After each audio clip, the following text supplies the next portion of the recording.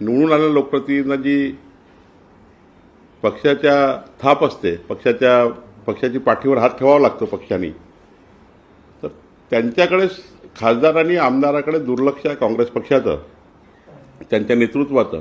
काही लोक अस्वस्थ आहेत. तर पुढे बघू काय होतं. यावरती काउंटर संजय राऊत असं म्हणतात की यंत्रणा त्यांच्याकडे आहे, त्यामुळे ऑपरेशन लोटस सारखं ते काही करू शकतात. नाही, त्यांना त्यांचे माणसं सांभाळता येत नाही हा प्रश्न आहे. आम्हाला ऑपरेशन वगैरे करायची गरज पडत नाही. आम्ही कधी ऑपरेशनमध्ये पडतही नाही. आणि ईडी सीबीआयचा नेहमीचा त्यांचा रोना आहे हा. आम्ही कधी ईडी सीबीआयकडे गेलोही नाही, कधी आमचा त्याचा संबंधही नाही. तपास यंत्रणा आपलं काम वेगळं करतात. पण आपलं अपयश म्हणजे महाविकास आघाडीचं अपयश काय आहे की त्यांचे निवडून आलेले प्रतिनिधी त्यांना सांभाळता येत नाही. त्यांचे निवडून आलेले प्रतिनिधी अस्वस्थ आहेत.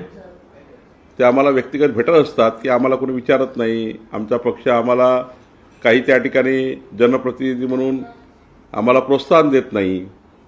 आम्हाला विकासाचे कामं करण्याकरता कुठल्याही पद्धतीचा आम्हाला सपोर्ट करत नाही. किंवा जे काही पक्ष म्हणून हा आधार द्यावा लागतो निवडून आलेल्या लोकांना, तो काही आधार मिळत नाही म्हणून ते अस्वस्थ आहेत.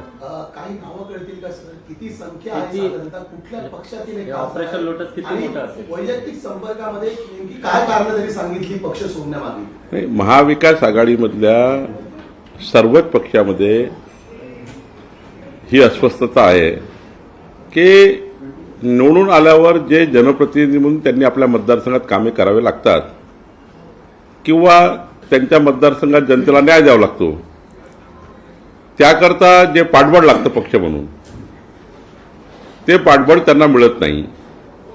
एकदा निवडून आले जनप्रतिनिधी की त्यांना कोणी 5 वर्ष विचारत नाही.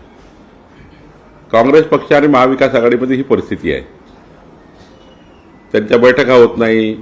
त्यांचा काय स्थिती आहे त्यांच्या मतदारसंघात कोणी त्यांना विचारायला तयार नाही. त्यामुळे अस्वस्थ आहेत.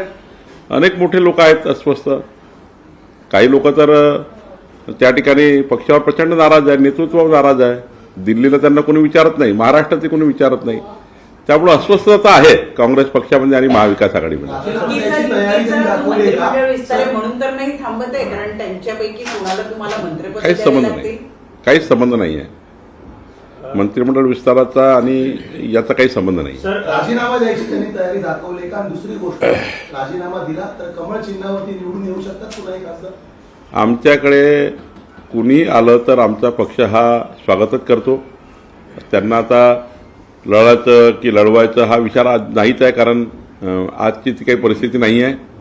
पण जेव्हा जेव्हा कोणी आमच्या पक्षामध्ये येतं किंवा येणार आहे, जे अस्वस्थ आहे, त्यांना त्यांच्या मतदारसंघाचा विकास करायचा आहे, त्यांच्या मतदारसंघात जनतेच्या अपेक्षा पूर्ण करायच्या आहे, त्या लोकांना तर वाटतं की बाबा आम्हाला विकसित भारताच्या संकल्पाला साथ द्यायची आहे.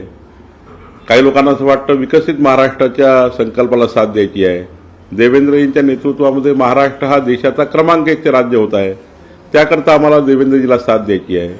मोदीच्या नेतृत्वामध्ये विकसित भारताचा संकल्प झाला आहे, त्याकरता आम्हाला साथ द्यायची आहे. काही जनप्रतिनिधीला असं वाटतं.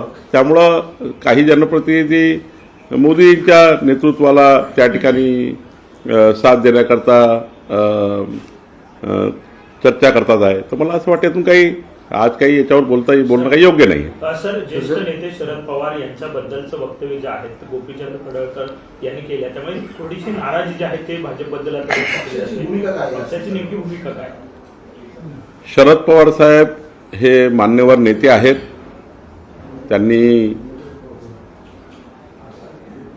त्यांची आणि आमची वैचारिक भूमिका नक्की वेगळी आहे.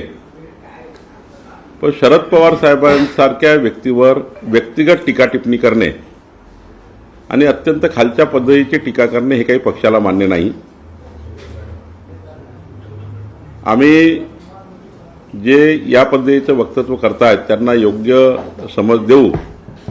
पण पवार साहेबाबद्दल सन्माननीय जे आहे या लोकांबद्दल कोणत्याही पक्षाचे जे वरिष्ठ नेते आहेत, या राज्याला ज्यांचं नेतृत्व लाभलं आहे, अशा कुठल्याही पक्षातल्या नेत्यावर आमच्या पक्षातल्या लोकांनी व्यक्तिगत टीका टिप्पणी करणे यावर आम्ही याच्यामध्ये दखल घेणार आहोत आणि हे पक्षाला काही मान्य नाही आहे.